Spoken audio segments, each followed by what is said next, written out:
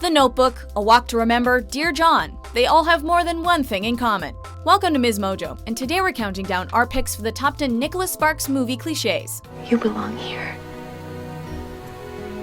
With us. For this list, we're taking a look at cliches that appear in at least 2 or more movies inspired by the works of Nicholas Sparks. Since the romance writer is known for tugging at our heartstrings by killing off important characters, a spoiler alert is in order. Will you do something for me then? Anything. Will you marry me?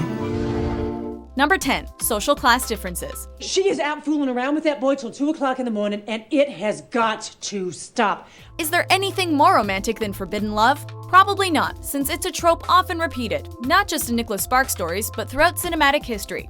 And what is it?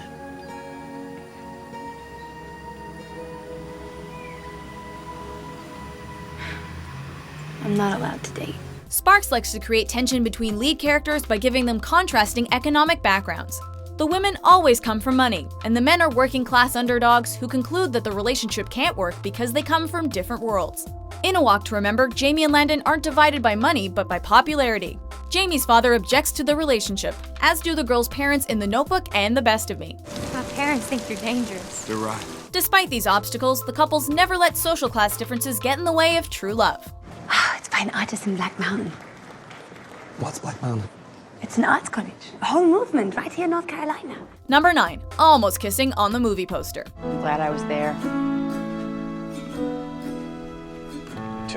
It's not a question of whether the lead characters will kiss, but when. So it's no surprise that the movie posters always involve the same pose, the 2 main characters leaning in for a kiss. When you think about it, the pose makes sense because the space between them represents everything standing in the way of their relationship. Once the characters can overcome these obstacles, then they can share a kiss. So, if you're having any doubts as to what Nicholas Sparks movies are all about, you only need look at the movie poster. The thought of you, it gives me hope. Hope that Alex remembers what it feels like to be young and in love. Number 8. Swimming and the beach. Say I'm a bird. No. Don't do it. Say I'm a bird. Beaches bring to mind pictures of women in cute swimsuits, windswept hair, and couples walking along the shoreline hand in hand. The last song is set by the water since Ronnie, played by Miley Cyrus, is staying at her father's beach house. You okay? Well, I would rather drink my milkshake than wear it, but I'm fine. She meets her love interest, played by Liam Hemsworth, on the beach, where she also deals with her own issues by protecting a turtle nest. A sea turtle laid eggs. The raccoons will eat them if I don't keep them away. It's also the perfect place to frolic in the water with your loved one, or just sit on the sand and chat, so we get why passionate scenes by the beach seem to appear in every single Nicholas Sparks film. Number 7. Death and illness. Just as we were starting to know each other again, he was taken away from me. Perhaps Nicholas Sparks views a connection between romantic love and death because his own mother was killed in a horseback riding accident shortly after he married his wife. Whether or not that's the case, in every one of his stories, someone kicks the bucket. I'm sick. I have leukemia. A Walk to Remember is essentially a story about death, since it revolves around the deteriorating health of a teenage girl with leukemia. His other stories aren't as grim, but nevertheless they always end in tragedy of some kind. They're prepping him for surgery. They found a heart. That being said, Nicholas Sparks is a pro at turning tragedy into a blessing in disguise, like Dawson donating his heart to Amanda's son in The Best of Me, or Ali and Noah dying in each other's arms. Good night. Good night. Number 6. Dancing. Look at you. I've been practicing. Everyone knows that slow dancing is just an excuse to get up close and personal with someone, especially for 2 people who want to date, but haven't made any moves yet.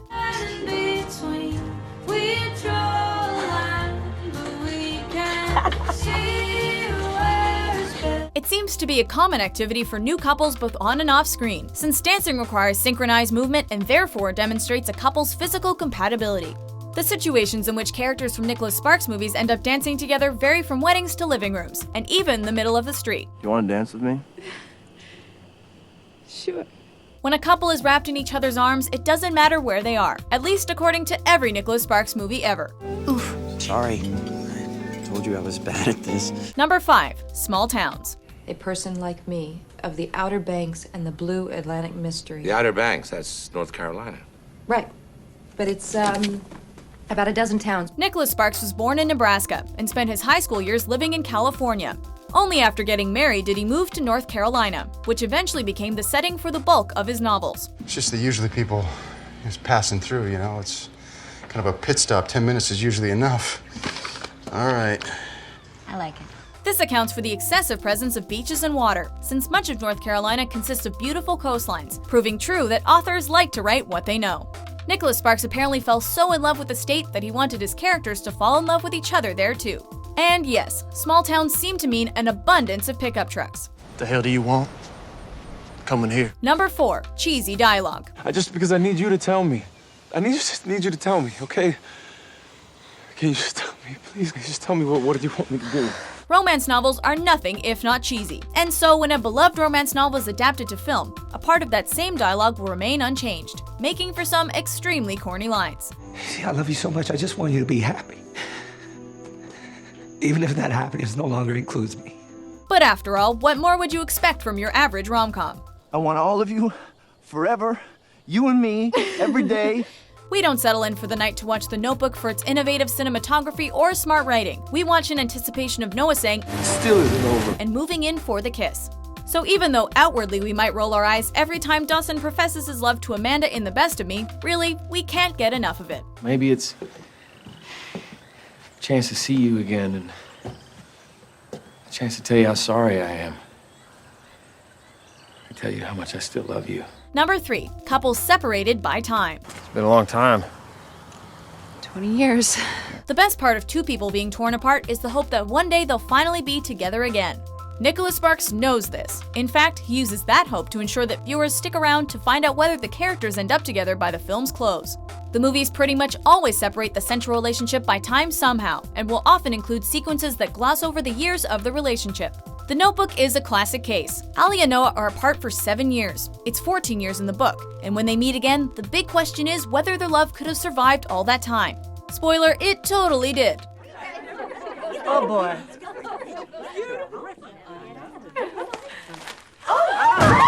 Number 2. Letters.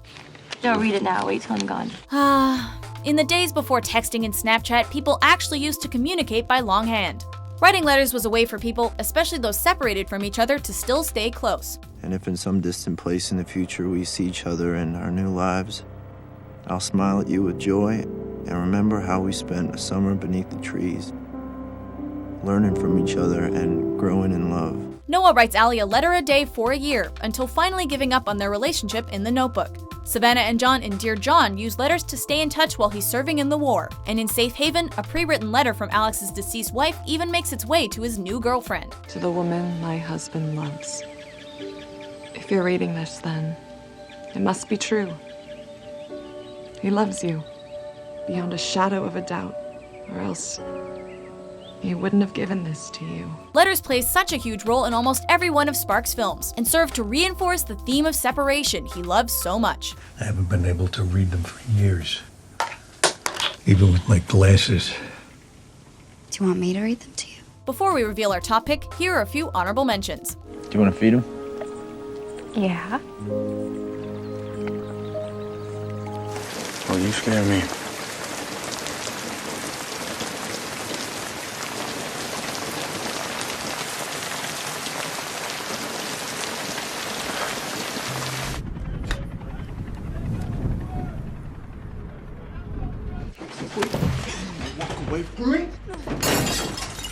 I'd like to ask your daughter to dinner on Saturday night. That's not possible.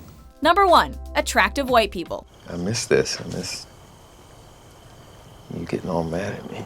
It shouldn't come as a surprise that the actors in all Nicholas Sparks adaptations are easy on the eyes. Most people in Hollywood are. But come on, men who look like Zac Efron don't just show up at your house looking for work. You tell me, why does a sharp, capable young man want a job cleaning tables? And those gratuitous shirtless guy scenes Nicholas loves so much don't happen in real life. But according to Sparks, hot men go around taking their clothes off all the time, and love stories only ever involve good-looking white people. Can you think of any non-white lead characters in a Nicholas Sparks movie? Yeah, neither can we. Hi. Hi. I know you. Marcia, right? Mm-hmm. Do you agree with our list? What other cliches have you noticed in Nicholas Sparks movies? You are either the worst car thief in the history of the world, or you have a story to tell. For more entertaining top 10s published every day, be sure to subscribe to MsMojo. We fight! You tell me when I'm being an arrogant son of a bitch, and I tell you when you're being a pain in the ass. Which you are, 99% of the time.